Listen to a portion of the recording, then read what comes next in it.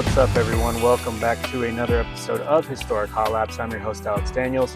Welcome to our full-blown race recap for the finale weekend at Phoenix. We've got results, we've got emotion, we've got heartbreak and triumph across all three NASCAR National Series, the trucks, the Xfinity Series, which we'll rename the O'Reilly Auto Parts Series next year, and the Cup Series. Plus, we'll highlight the season rookie storylines, because those are honestly the careers we'll be following into the next year. So let's jump right in. Craftsman Truck Series on Friday night. Weekend kicked off with the final race of the 2025 season. The winner, as expected, and thankfully, so we don't have anarchy on the playoffs for Truck Series, Corey Heim from Tricon Garage claimed the checkered flag and clinched the championship in such a fancy fashion as he does. The Rookie of the Year award goes to Gio Ruggiero, who led the rookie standings with the most points among eligible first-year drivers. Heim's dominance set the bar for the series. For Ruggiero and the rookie class, it's a launch pad into full-time competition next year. The truck wrap-up weekend may fly under the radar compared to Cup, but the rookie battle here was critical. The up-and-comers of NASCAR cut their teeth in this arena. And honestly, what a finish, right? You had Corey Heim with the four-tire strategy at the end, lost all that track position, much as we saw with the Cup Series on Sunday as well, which we'll cover when we get there. But Corey Heim was able to dive down. They go 7 wide in the dog leg there in Phoenix, which is always outstanding to watch. And we see him get it done. By the second corner, he's already back up to the lead from, I believe he was 9th or 10th when he came out, maybe 8th. He was definitely in the top 10, but all the way in the back of the top 10. And in 2 corners, he takes the lead, just showing why he is just dominating this season. Super awesome. Congrats to him and the team over there. Then we jump to Saturday night. Next up, the finale for the NASCAR Xfinity Series. The champion, Jesse Love from Richard Childress Racing, secured the title with a strong finish, closing his season in style. Rookie of the Year frontrunner was led by Connor Zilisch, number 88 over there at JRM, who dominated the rookie standings with multiple wins and the largest rookie points haul, I believe, in history. Now, with that being said, we're going to get into some controversial stuff here in a little bit. But everybody was pulling that Zilisch would win the title. This is the playoff format, though. You know, Jesse Love win it, who hasn't won a race since the Daytona opener in this season. And Zilisch has, 11 wins? So play it however you want. But this is the format we've got to work with. So Love's championship win marks the passing of the torch. And Zilich's rookie campaign shows he's already headed towards star status. There's no doubt in our mind about that, right? We already know where he's going. In Xfinity, the rookie story has become the big champion story. Keep an eye on Zilisch as he builds momentum for his jump into the Cup Series next year. Now let's roll over to the Cup Series, the big one, the finale of the NASCAR Cup Series at Phoenix, where it all came down to 4 drivers. You had Denny Hamlin, Kyle Larson, William Byron, and Chase Briscoe. No Penske representation in this arena, which for Phoenix is good for them, but also kind of odd. Race winner for this one, again, Team Penske goes to Ryan Blaney. Last lap pass sealed the deal for him. However, you don't have to win the race to win the championship. You just have to be the top finisher of the final 4, and that went to Kyle Larson, who took the title despite not leading a single lap. While we're talking about it, Rookie of the Year goes to Shane Van Gisbergen, SVG. He made the playoffs as a rookie and outpaced his fellow rookie Riley Herbst. And let's be honest, he had all the road course wins. I mean, there was no doubt who was going to take that one. The emotional side of this, Denny Hamlin dominated. He led over 200 laps, looked poised to finally convert for his first Cup title, only for a late caution and decisions to snatch it away from him. He finished 6th, which was raw disappointment pouring out of him. Numb is how he described it right after the race. Larson, who was quieter but ruthless, leaves with the trophy. This was a reminder of how unpredictable the Cup Series is in this playoff format. Dominance doesn't guarantee any victory. The headline isn't just Larson's second title, though. It's Hamlin's heartbreak. You also had SVG's rookie rise and how the future is shifting, but winning the Cup title is still the hardest job in racing. Having Rookie of the Year carry-ons in both Cup and Xfinity show the generational turnover is accelerating. So let's summarize this real quick before we get into the controversy of it. Trucks, Corey Heim crowned rookie Gio Ruggiero making waves. Xfinity, Jesse Love's the champion. Connor Zilisch defends rookie class excellence. And in Cup, Ryan Blaney won the race, but Kyle Larson wins the title. SVG wins Rookie of the Year, and Denny Hamlin's heartbreak gives us one of the most emotional finales in recent memory. We've got champions crowned, rookies rising, and one of NASCAR's biggest heartbreaks. That's the kind of finale that will echo into the beginning of next season. So I said it before, but before we wrap this recap up, I want to hit the brakes for a minute and talk about something that every NASCAR fan has an opinion on. It's been going the whole playoffs, and after yesterday, it's on fire on social media today. So the playoff format, the system that crowns our champion every year, and this weekend, once again, left a few people cheering and more people scratching their heads.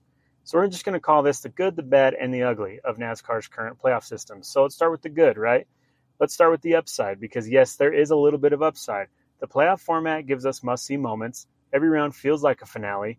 The cut line drama and desperate drivers and winning you're in energy, it's TV gold, right? That's what makes the ratings, or at least they think will make the ratings. It keeps fans watching until the last lap of the season and gives underdogs a chance to punch above their weight.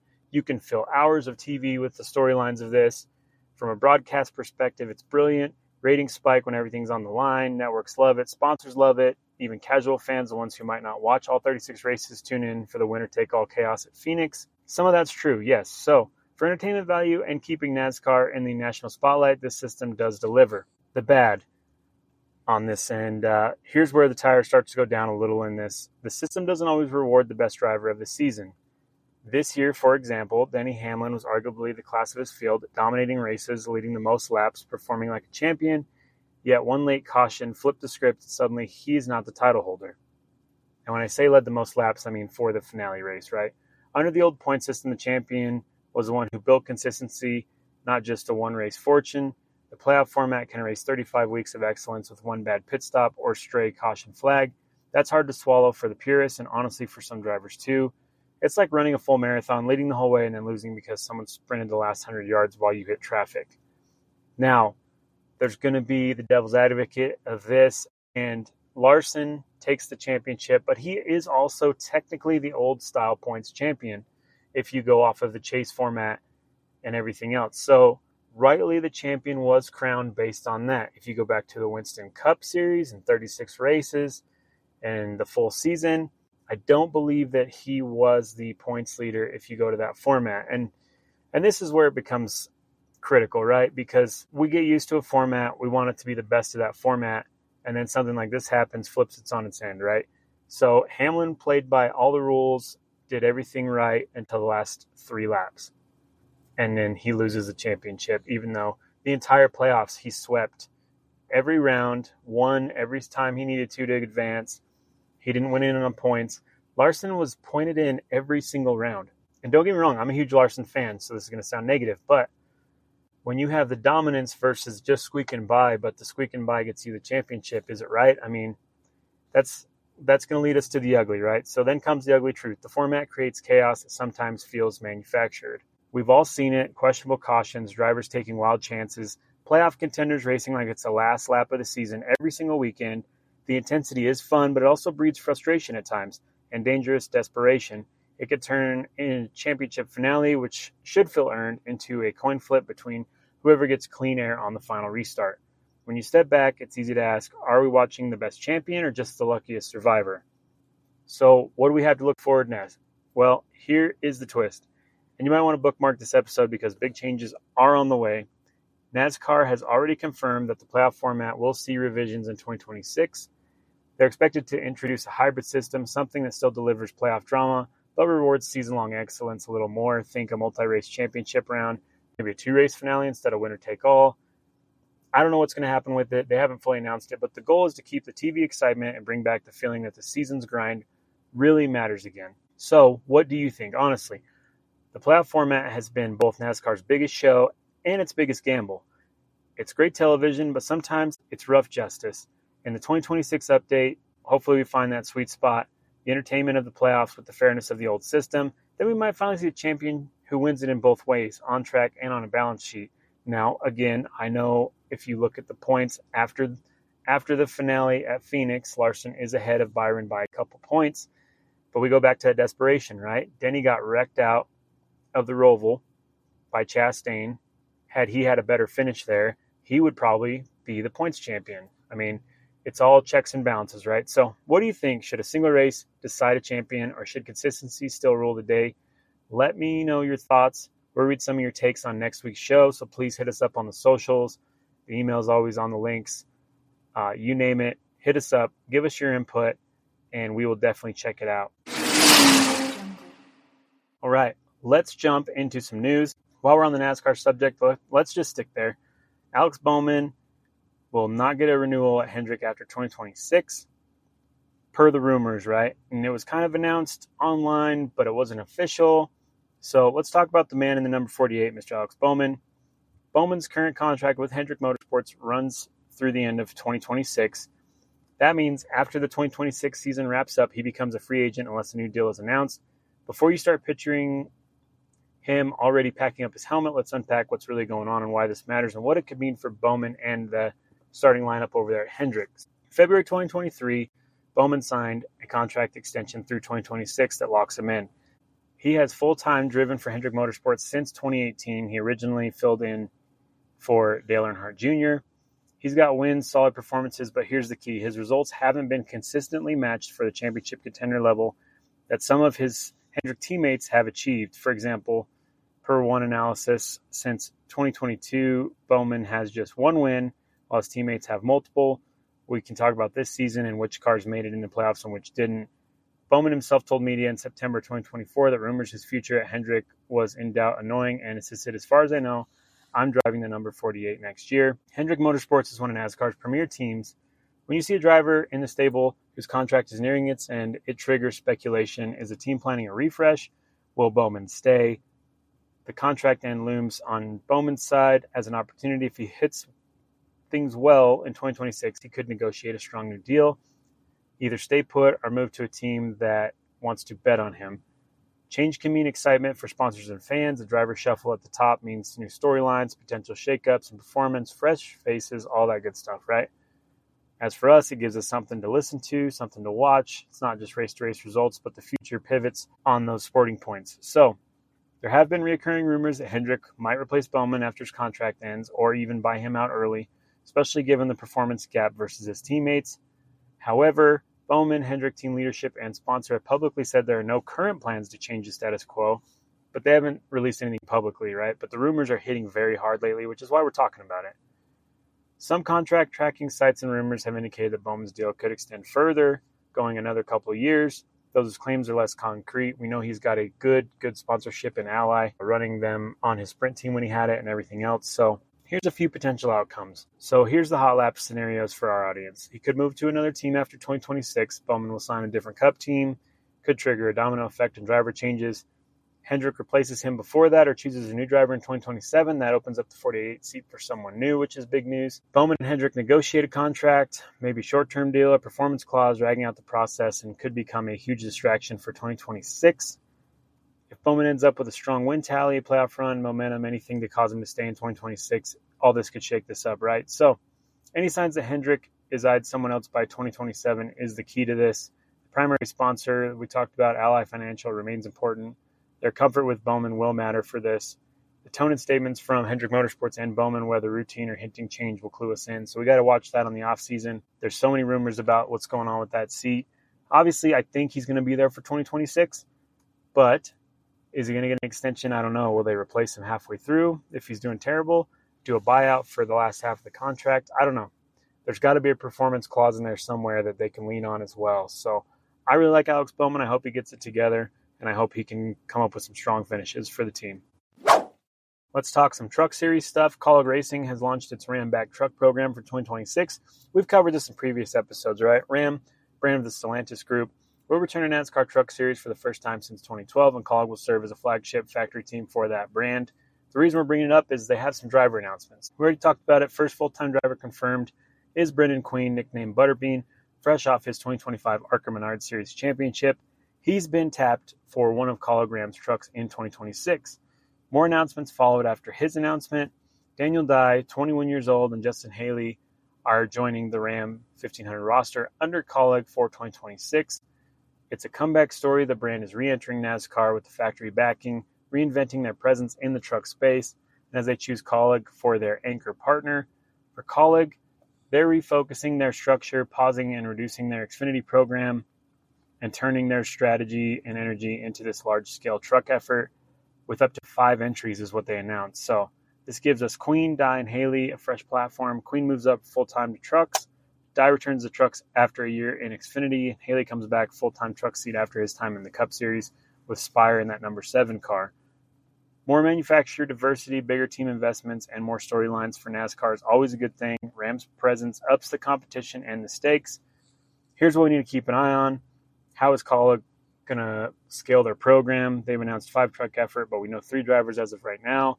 Execution and organization is going to matter with resources and driver development. Can Queen translate his ARCA title into some truck wins? Can Dye and Haley hit the ground running with a new setup?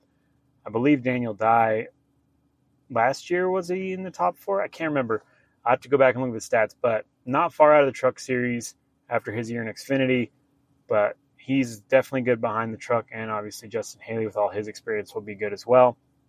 With Ram entering, with Kaulig expanding, how will that shift competitiveness among teams in the truck series, and will it ripple effect into Xfinity and Cup in the years coming? With Ram back in trucks, we'll see them expand at some point, right? So the rumor mills suggest that we will see it.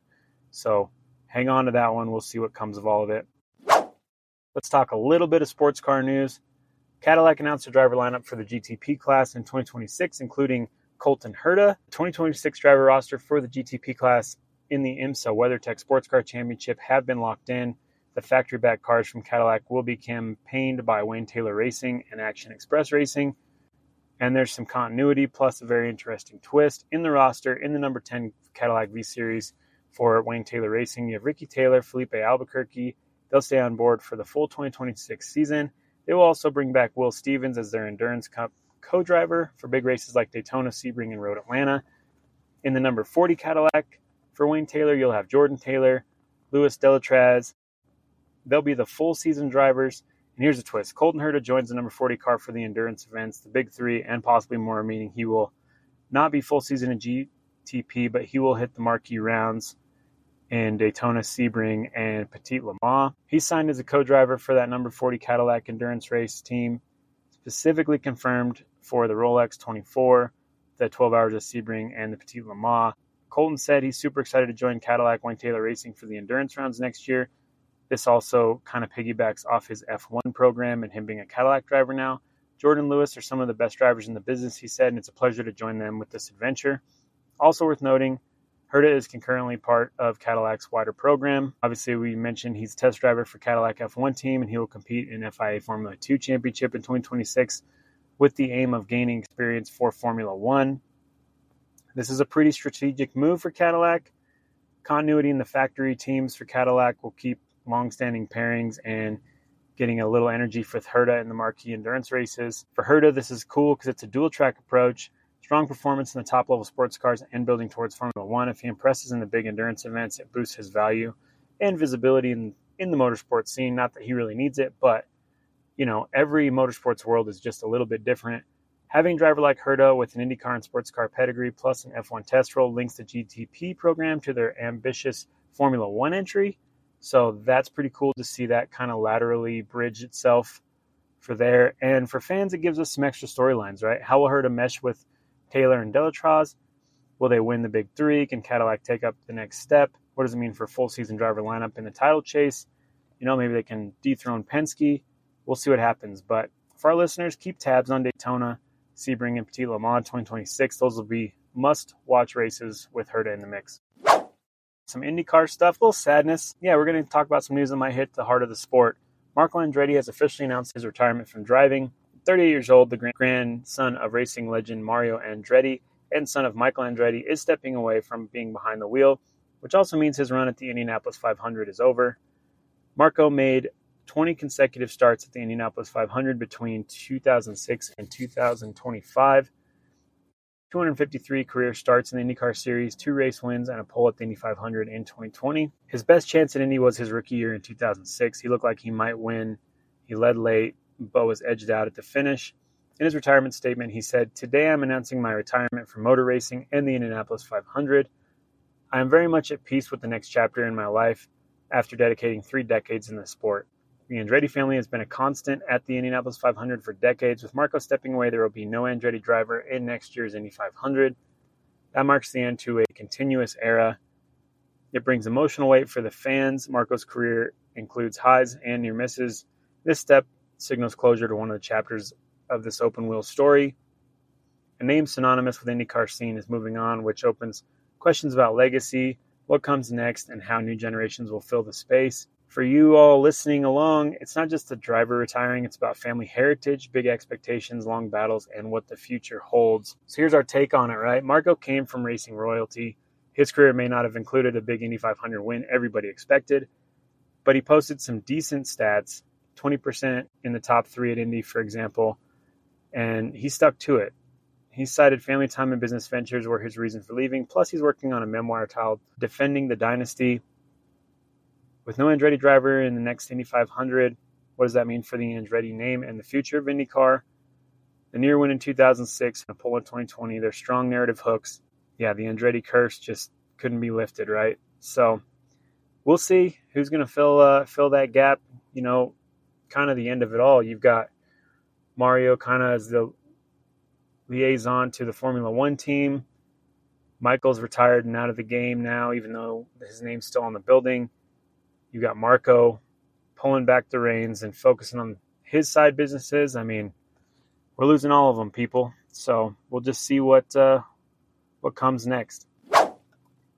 Another fine piece of IndyCar news that was announced today. Let's talk about it. Kyle Kirkwood, 27 years old, will continue to drive the number 27 Andretti Honda in the NTT IndyCar Series for the 2026 season and beyond. Got his self-contract extension announced today. So he joined Andretti in 2023 and in that time has collected 5 IndyCar wins, 3 pole positions, and 6 podium finishes, leading more than 300 laps. His breakout 2025 season included 3 wins. He won at Long Beach, Detroit, and Worldwide Technology Raceway, and career best 4th place finish in the championship standings. For the team, locking in Kirkwood means Andretti Global retains one of its rising stars and doesn't have to scramble in the silly season news and secure a top driver. For Kirkwood, the extension gives him continuity, a clear signal that the team believes in him, and the likely to resources to push harder for the championship. Anytime you can get multiple years with the team, you're just going to get better and better. Most of the time. I mean, things fall apart. But with an organization like TWG has over there at Andretti, you're going to get better and better. As we've seen with Kyle Kirkwood, it provides quite a storyline to watch. Kirkwood building on his momentum, staying in the same group, going to the next level. With driver market shakeup swirling IndyCar this year, it sets a tone of stability for Andretti while other teams are changing seats. Career progression for Kirkwood, he came out of USF 2000, then he went to USF Pro 2000, Indy NXT, and then IndyCar. So he followed the ladder system perfectly. Makes this extension feel like a valuable next chapter rather than just a contract. He'll be sharing the Andretti garage with heavy-hitting teammates like Will Power and Marcus Ericsson. Can Kirkwood leverage his continuity into a run at the title?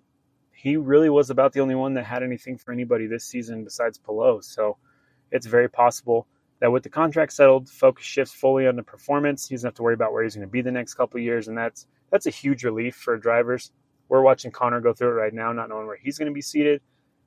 In every interview, you can see it in his face, just like, what's going to happen? Am I going to be a race car driver? I mean, that takes a toll on you, right?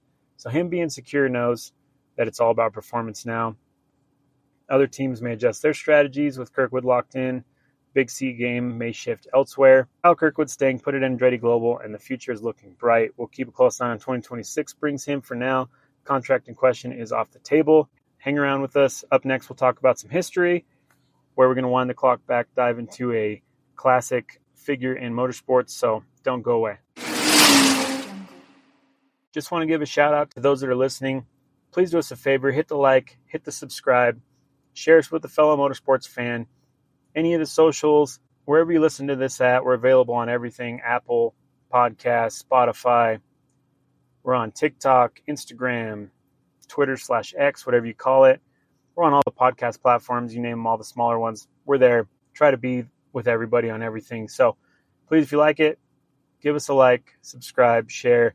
I think we're going to hit some milestones on the socials, so please join on that. We'll start giving away some swag once we hit a certain criteria there. We're still kind of working on that.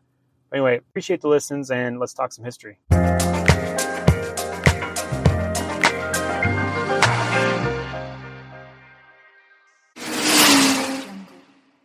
All right, time for our history lap.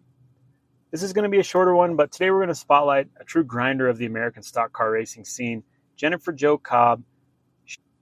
She's not the driver you see on every victory podium, But she's the one who built her own seat, kept it running on a shoestring, and turned racing into a full-time hustle. So here's her story. Jennifer Jo Cobb was born June 12th, 1973 in Kansas City and started racing locally in 1991 at Lakeside Speedway. The kind of grassroots beginnings that teach you how to fix as much as you drive. She made her way through ARCA and other regional series before stepping onto NASCAR's national stage. By the mid-2000s, Cobb was running ARCA races, including 3 top 10s in 2004, and making occasional starts in what is now known as the Xfinity Series. In 2008, she made her first Craftsman Camping World Truck Series appearance, and in 2010, she took a bold step of buying assets of an existing number 10 truck team and running it herself. And that move made her a driver and owner at the same time, which launched Jennifer Jo Cobb Racing. The DIY ownership is central to her story. She wasn't just looking for a ride, she built the ride. So let's talk about her career highlights, right? Team owner and driver since 2010. Cobb's team has run hundreds of Truck Series races through the 2010s and into the 2020s, operating on one of the smallest budgets in the paddock and keeping the number 10 alive. That longevity as an independent owner is a rare and worth the respect alone. Right? She recorded multi-top 10s in ARCA, and she scored her best Truck Series finish, a top 10, and best points season of 16th in 2014, and her best single race truck finish being 6th at the 2011 Daytona season opener race. Those aren't headline wins, but they're real earned results in a highly competitive field. In 2020, she led a career-high 16 laps at Talladega, showing that when the stars align, she can be competitive at the super speedways. She also raced in the NASCAR Whelen Euro Series and attempted to expand entry into the Cup Series, famously being announced for a Talladega Cup entry in 2021 that NASCAR ultimately did not approve for that event. Those moves show ambition and versatility, even though she did not make it into the race. Off track, she created the merch line called Driver Boutique, targeted at female fans, and used sponsorship entrepreneurship to help fund her racing efforts. Another sign of her take nothing for granted approach. It's also fair to acknowledge the stuff that made her a controversial or newsy figure at times. A handful of penalties, on-track incidents, and constant struggle of managing a tiny team in a big money sport. Those moments don't define her more than the fact that she kept showing up, registering hundreds of truck starts, running her team through thick and thin, and being one of the more recognizable independent female figures in the modern NASCAR world. So what's the narrative here for Historic Hot Laps today? Jennifer Jo Cobb is the archetype of the underdog owner/driver, talented, scrappy, business savvy, and loyal to the grind. She never enjoyed the factory backing or the trophy count of bigger names, but she's a living reminder that motorsport isn't just about championships, it's about keeping the sport alive at every level, owning your destiny, and making a place for yourself where none was promised to you. That's our history lap on Jennifer Jo Cobb. Told you to be a short one, but an engine rebuild kind of racer who reminds us why we love this sport, because it still takes people willing to sweat for every inch on track. That'll do it for this week's Historic Hot Laps episode. Don't park your engines yet, because the next episode is shaping up to be a big one. Coming up next time, we're going to have the World of Outlaws finale, where dirt racing's best sling it in for the last checkered lap of the season. Expect a lot of drama there. Championship fight that'll go right down to the clay on that one.